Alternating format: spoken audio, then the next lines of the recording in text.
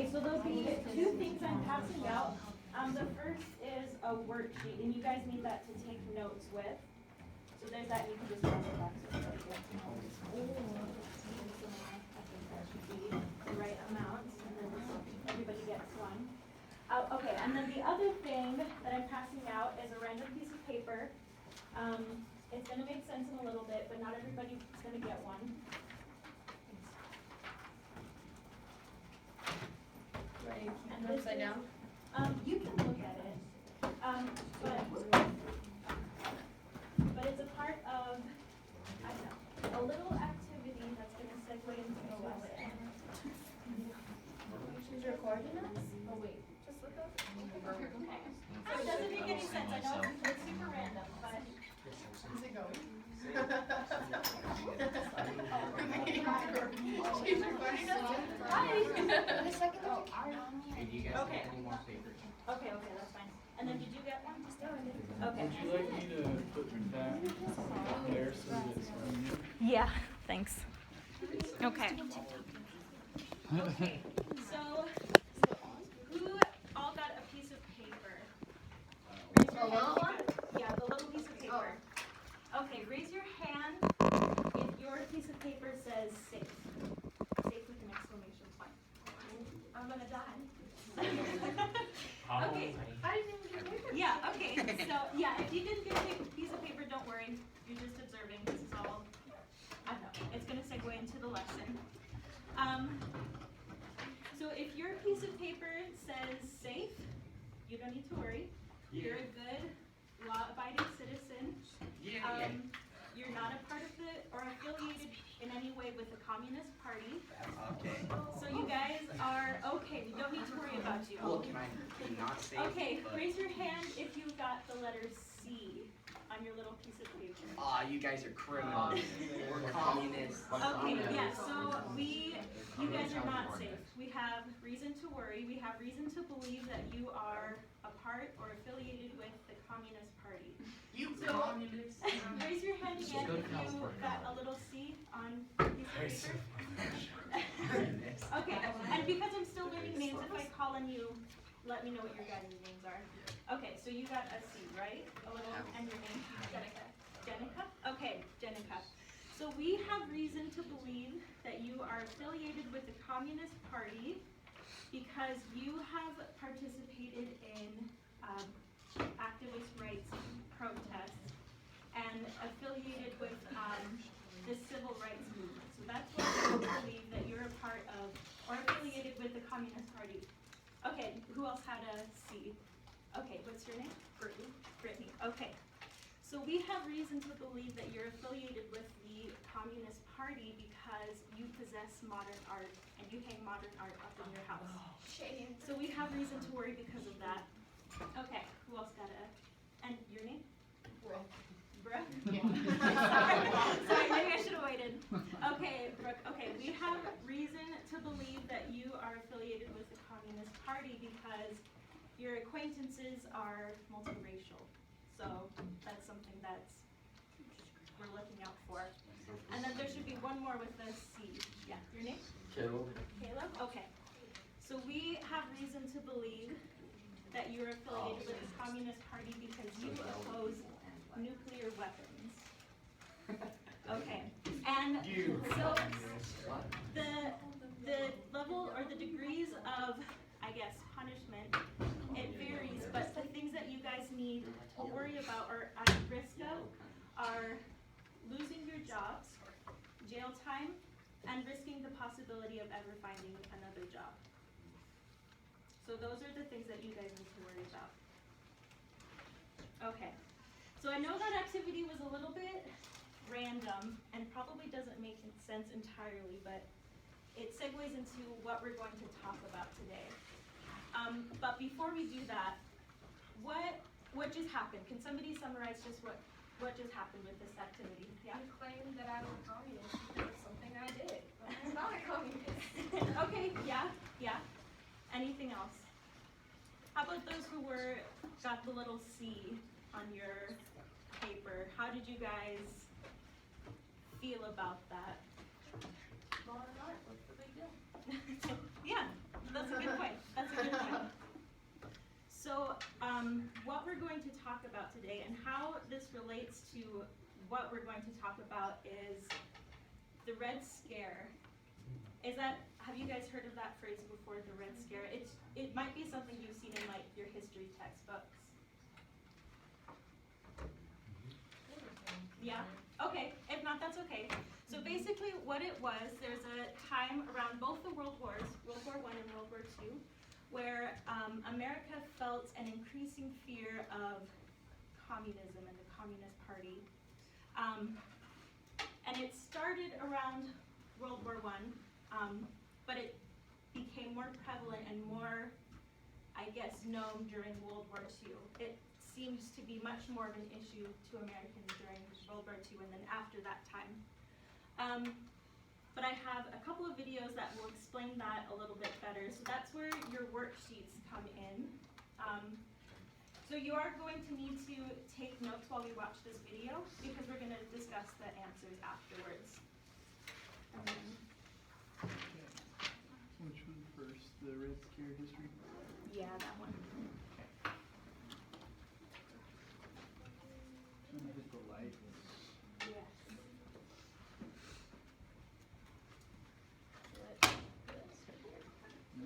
Okay, so just a brief video.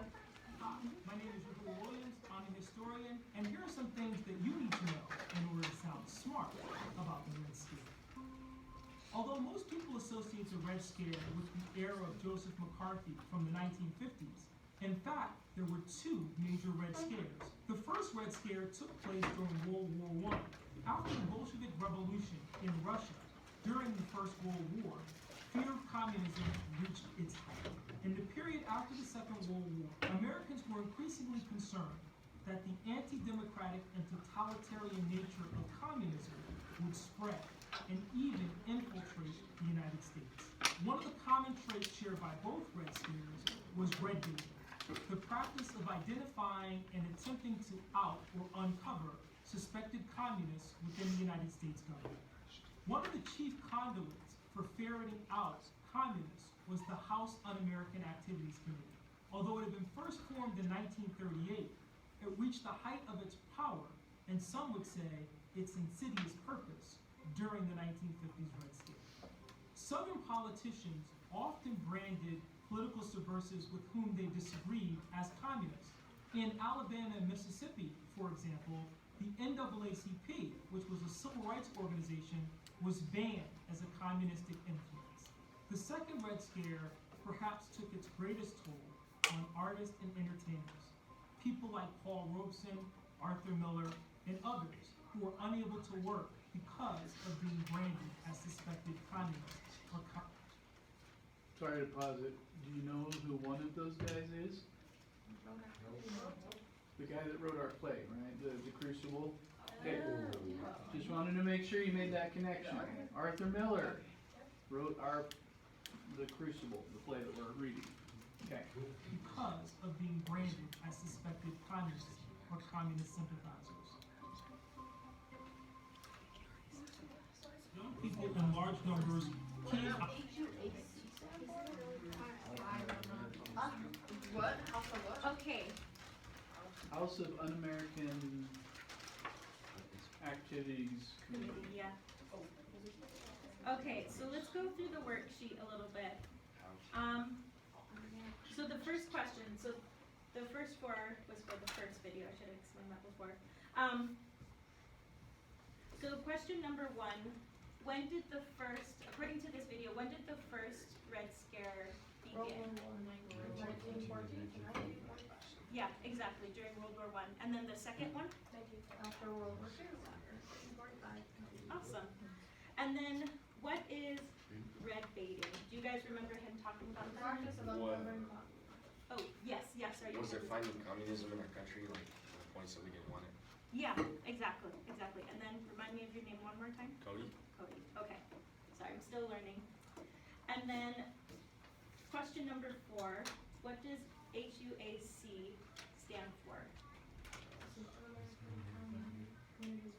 Yeah, House of Un-American Activity Committee. So basically, a group of people to help them find potential communists. So, okay. So do you think, in your guys' opinion, what may have caused this fear of communism in America during the World Wars? We were fighting the communist countries. Yeah, exactly. And so based off of what we watched in those videos, do you think America was justified in feeling that kind of fear towards communism? Sure. It's kind of a tricky question. It's not, it's an open-ended question.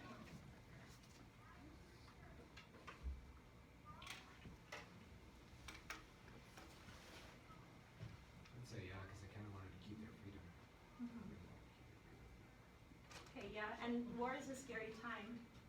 And, you know, like what Cody said, we were fighting wars with people who were part of the Communist Party, so that kind of instilled that sort of fear of communism.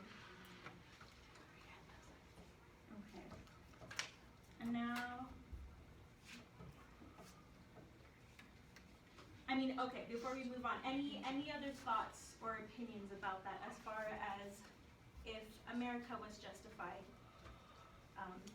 in their fear during the Red Scare? Anything else? Okay, let me move on to I the. do have a question. Were we fighting those wars because the people were communists? No, we were fighting it for. Well, we were fighting it to make sure that we wouldn't be. Wasn't it to defend ourselves? I guess. It was because. From what?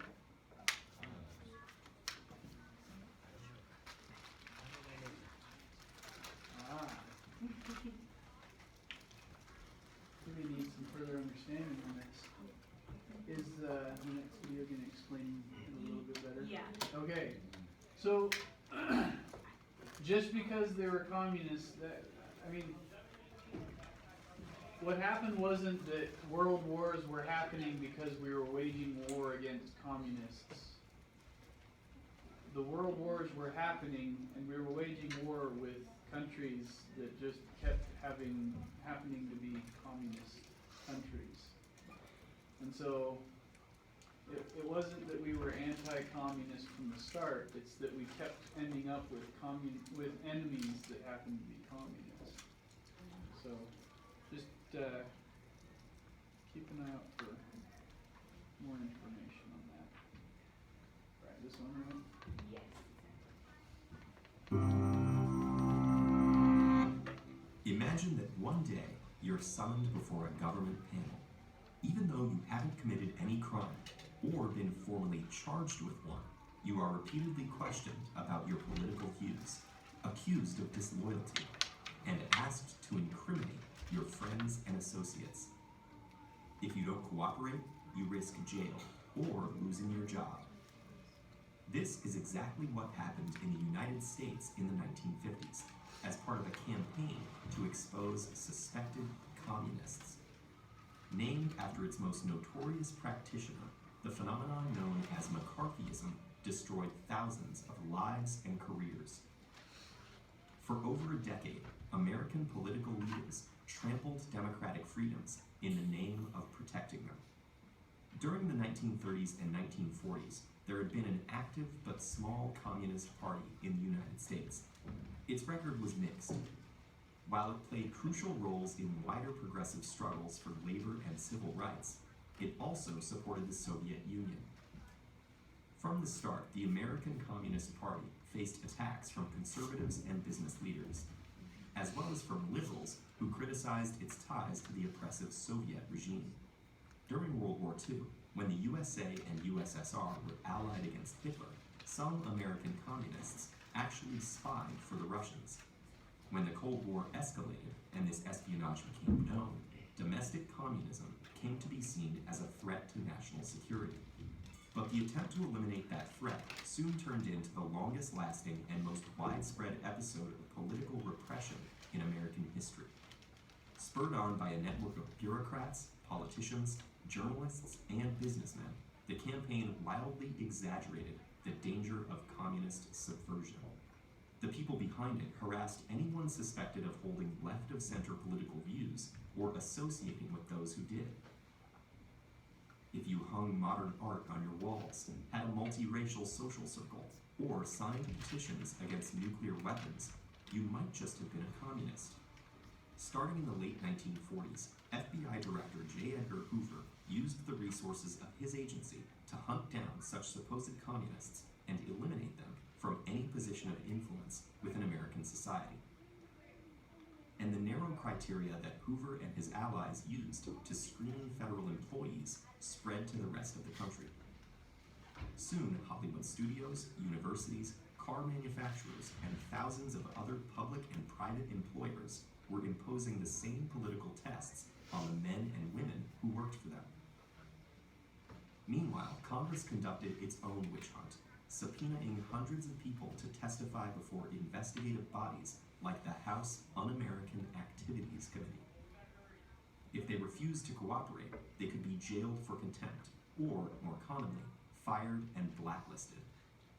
Ambitious politicians like Richard Nixon and Joseph McCarthy used such hearings as a partisan weapon, accusing Democrats of being soft on communism and deliberately losing China to the communist bloc.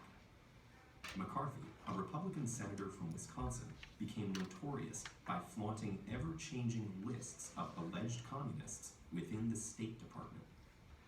Egged on by other politicians, he continued to make outrageous accusations while distorting or fabricating evidence. Many citizens reviled McCarthy, while others praised him. And when the Korean War broke out, McCarthy seemed vindicated. Once he became chair of the Senate's Permanent Subcommittee on Investigations in 1953, McCarthy's recklessness increased.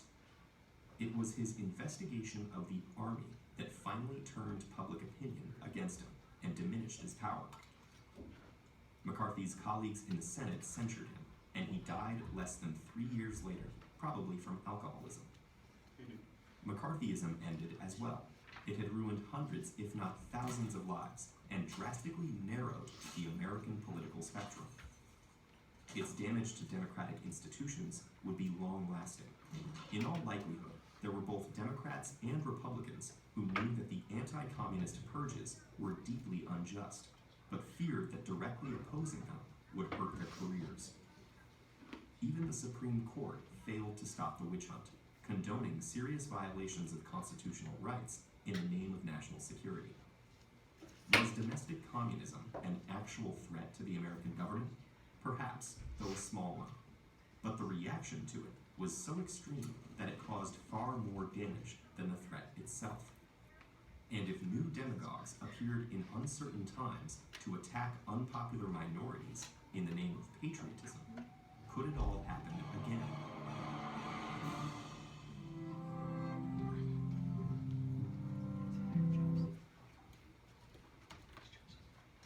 Okay, so before we go over the answers from the worksheet, we can see from the video that we just watched that the Red Scare, McCarthyism, all of these, plans to try to pick out communism and find out who's a supposed communist, really left people with nothing. It destroyed lives, and the qualifications, according to Senator Joseph McCarthy, was it was arbitrary. Can I have your attention? We need all the senior boys basketball team to come to the office. Senior boys basketball players, please come to the office.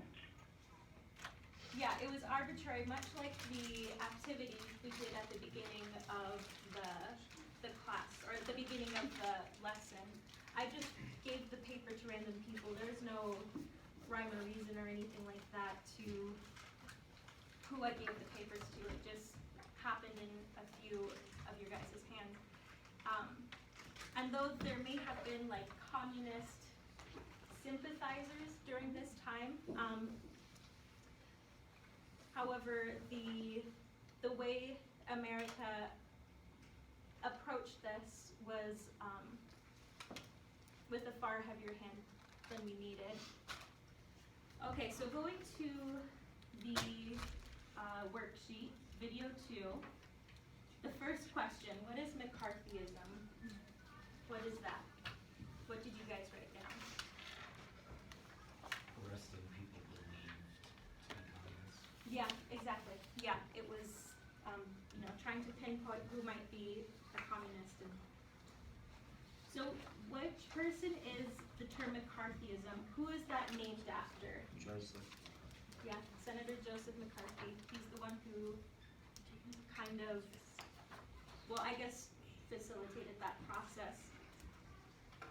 And then what were some of the reasons one might think you were a communist during the Red Scare? Yes. You have art in your house, or you have multiracial relationships, or you didn't want nuclear weapons.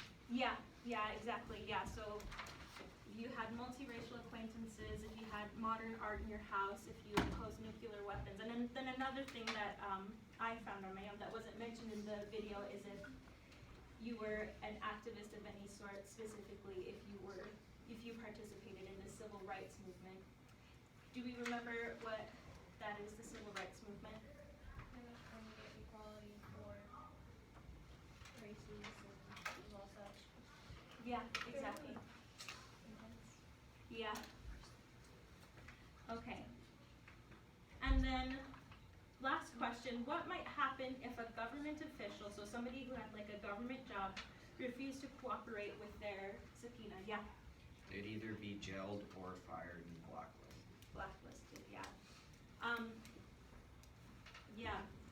So, I think the last question that the video proposed, I'm gonna paraphrase this, but the pinpointing of certain groups in the name of national security,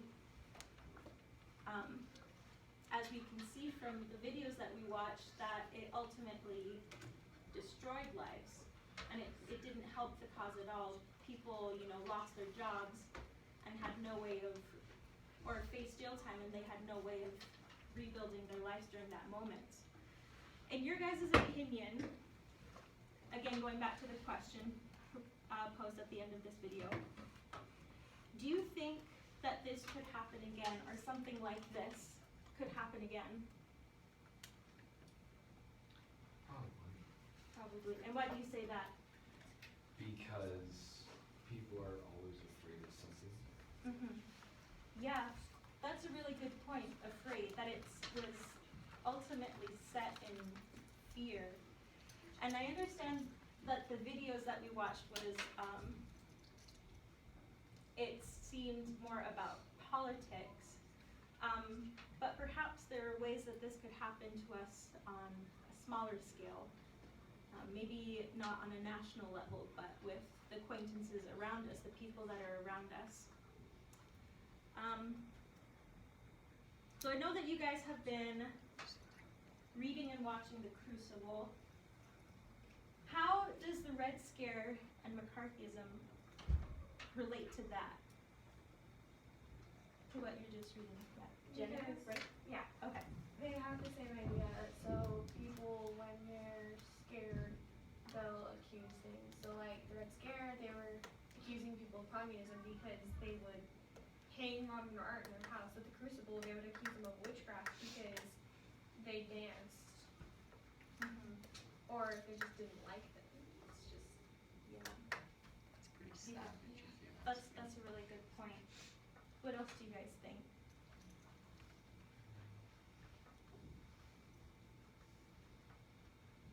That was a really good point that you made, that that the qualifications for, being a witch, or the qualifications that made you a communist during the Red Scare, it was ultimately arbitrary and not really based on anything accurate. Yeah, that's a good point. It was more of a response to emotion than it was to any, evidence or proof. It wasn't accurate.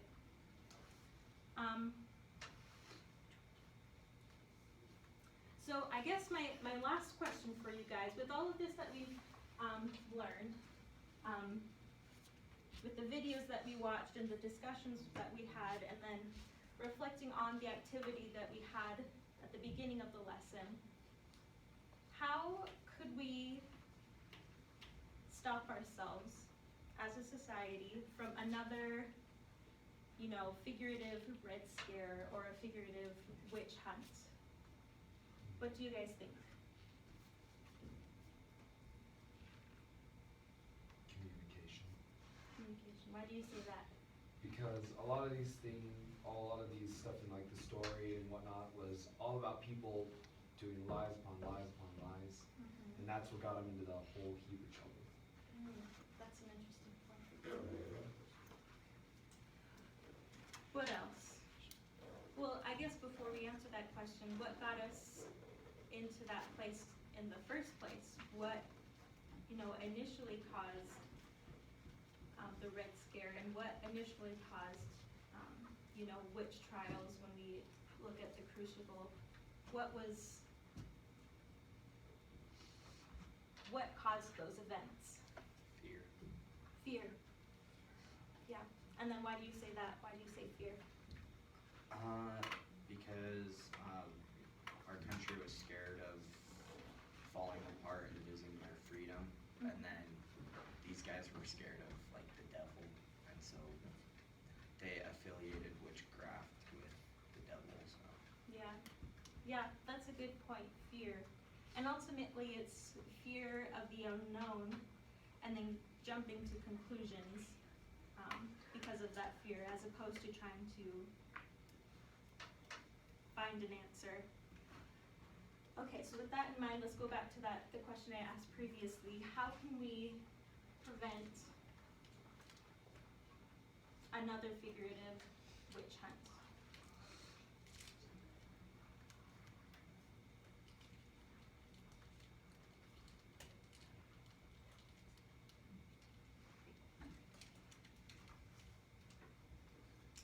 What do you guys think?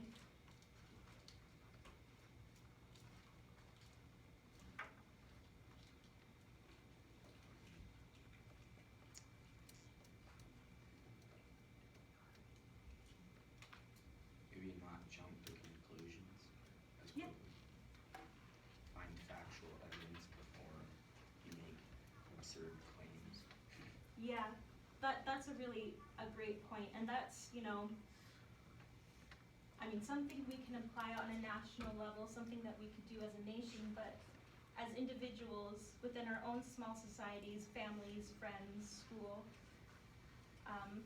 these witch hunts, I guess you could call them, can be found in any setting, really. So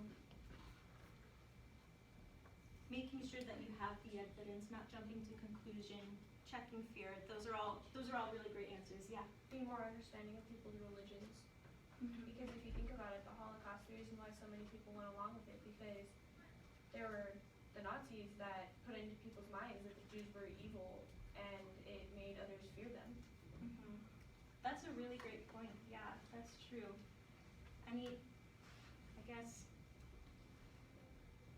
Yeah, if as a world, if we had been a little bit more informed about what was going on, then so many lives wouldn't have to be lost. That's an awesome point. Everything you guys said was really great. And I guess just as a conclusion, just something to keep in mind. It's just something to think about. Just to consider what you guys have said about fear, understanding, all of that. That if we are informed on a topic, if we aren't quick to judge, then we can avoid these figurative witch hunts.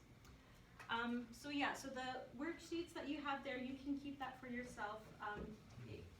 It's just there to help you to create help you to understand the Red Scare and McCarthyism, but also to help you create kind of correlations between the Crucible and the Red Scare. Thank you. Thank you. How'd you do, guys?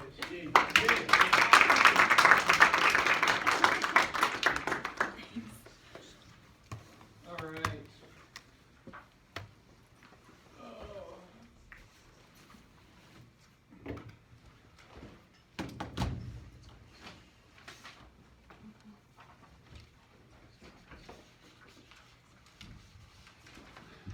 So, we do still need